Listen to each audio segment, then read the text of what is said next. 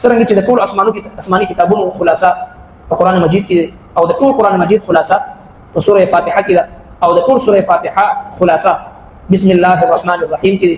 او د ټول بسم الله الرحمن الرحیم خلاصه د بسم الله په دی با کې د قشانت د الف لام او را د حروف مقطعات دي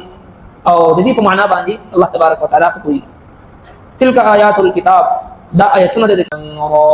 تلك آیات الكتاب وقرآن مبین ربما يود الذين كفروا لو كانوا مسلمين الله العظيم دا سورة مباركة سورة الحجر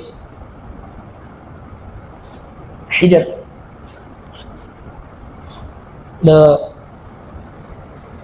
مکه مکرمه او د شام په منځ کې یو علاقه ده چې د هغې نوم حجر دی او زرګونه کاله مخکې په دې کې په سوونو غټ غټ ښارونه آباد په دغه علاقه باندې او په دې علاقه باندې په مختلفو ښارونو باندې د الله تبارک وتعالى د طرف نه په مختلفو اوقاتو کې عذابونه هم راغلي او دغه شانتي د مکې معظمې خلک چې کله ملک شام ته بتلل نو په دې حجر علاقه باندې به تېرېدل اگر چې دوی ته په دغه علاقه باندې د پړاو اچولو یا د ایسارېدو اجازت نو او د استغفار سره ډېر په تیزۍ په دغه علاقه باندې د تېرېدو حکم و ځکه چې په دې ځای باندې د الله عذاب نازل شو نو په دې صورت مبارکه کې د دغه حجر د خلکو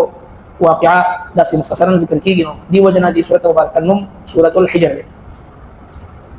مکه معظمه کې نازل شوی دی او هغه مضامین چې کوم عموما د مکی سورتونو مضامین دي هغه په دې کې هم دي چې د قران کریم حقانیت د الله جل شانه د وحدانیت ذکر او د مرګ نه بعد چې کوم بعث بعد الموت چې کوم دایمي او ابدي ژوندۍ ده دا غي ذکر او دغه شانتي د قیامت تذکرہ او ورسره په دې سورته مبارکه کې یو ډېر خصوصیت سره د دې خبرې تذکرہ کیږي چې کله د انسان تخلیق کیږي او انسان پیدا کیږي ورسره د انسان یو ازلی دښمن ابدي دښمن شیطان او ابلیس هغه هم ورسره یو ځای پیدا شي او هغه قسم خوړلی د الله جل شانه په وړاندې چې لأغوینهم اجمعین زه به دا ټول ستا بندګان دا به ګمراه کوم او دا به د حق لارې نه به خیومه او ګمراه کوم به او دغه شیطان د انسان پیدا کېدو سره تر د مرګ پورې د ایمان متزلزل کولو لپاره او د ایمان د دولت نه د محروم کولو لپاره او په مختلف قسمه ګناهونو کې معصیتونو نافرمانونو کې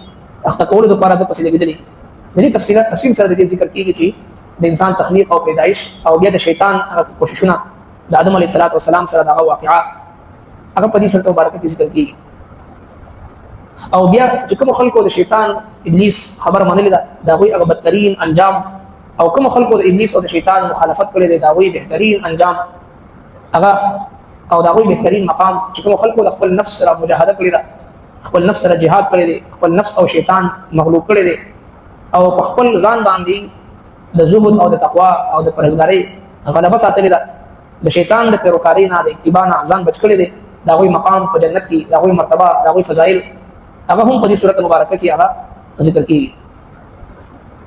نو دې صورت مبارکه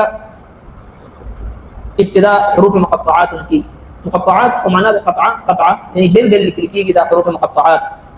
او د دې معنا څه ده حضرات مفسرین کرام لیکلي چې د ټول صورت چې کوم راز وي د الله او د الله د رسول په منځ کې هغه په دې درې الفاظو کې ذکر لري الف لام میم رموز او اسرار ټول پټي خبرې چې کوم په دې صورت کې الله تبارک وتعالى او د الله د پیغمبر په منځ کې هغه دې درې کلماتو کې هغه طرف ته اشاره وي